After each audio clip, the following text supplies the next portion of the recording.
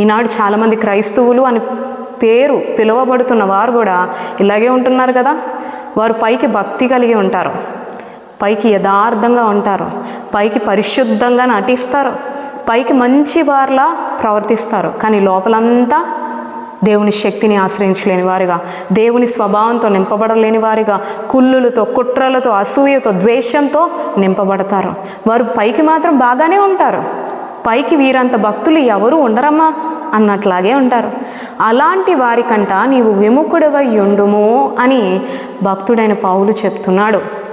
ప్రియ దేవుని బిడ్డ, ఈరోజు నీవు కూడా ఇలాంటి వ్యక్తుల్ని ఎదుర్కొంటున్నావా? పైకి భక్తి కలిగి, అంటే మందిరంలో చాలా చక్కగా ప్రవర్తిస్తారు, మందిరంలో పాటలు పాడతారు, మందిరంలో దేవునికి ప్రార్థిస్తారు, వాక్యం చదువుతారు, ఎంతో భక్తులుగా జీవిస్తారు, కానీ ఇంటికి వెళ్ళిన తర్వాత మరొక రూపం చూస్తారు.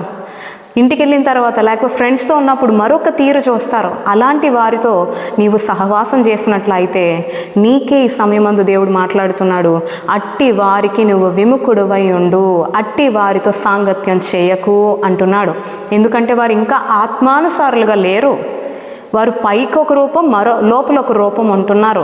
మనుషులు పై రూపాన్ని లక్ష్య పెడతారు, కానీ దేవుడైతే అంతరంగాన్ని లక్ష్య పెడతాడు, నీ హృదయాన్ని లక్ష్య పెడతాడు.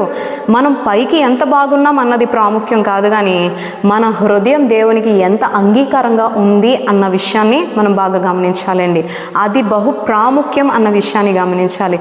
సో ఈరోజు నువ్వు అలాంటి వేషధారులతోనే, సగం సగం భక్తి చేసిన వారితోనే సహవాసం చేసావేమో ఎంతవరకు? అట్టి స్నేహం దేవునికి ఇష్టం ఉండదు. లోక స్నేహం అంట దేవునికి వైరం అంట. కాబట్టి అట్టి స్నేహంతో, అట్టి స్నేహితులతో, అట్టి సాంగత్యంతో నువ్వు ఈరోజు ఈ క్షణమందే విముఖుడవై ఉండడానికి ప్రయత్నించు. తిమోతికి చెప్పినప్పుడు తిమోతి అట్లానే ప్రవర్తించాడు. అందుకే తిమోతి ఒక శ్రేష్టమైన భక్తిపరుడుగా, ఒక మంచి సేవకుడిగా, దేవుని దృష్టికి ఇష్టడుగా నిలిచాడు. నీవు కూడా తిమోతి వలె దేవుడు చెప్పిన మాటల్ని విని దుష్ట సాంగత్యాన్ని విడిచిపెట్టి విముఖుడిగా ఉండు. ఎల్లప్పుడూ పైనైనా లోపలైనా పైకి భక్తి కలిగి, లోపల కూడా భక్తి కలిగి జీవించడానికి ప్రయత్నించు.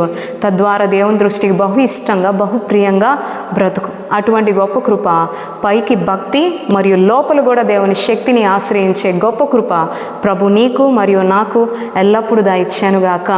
ఆమేన్.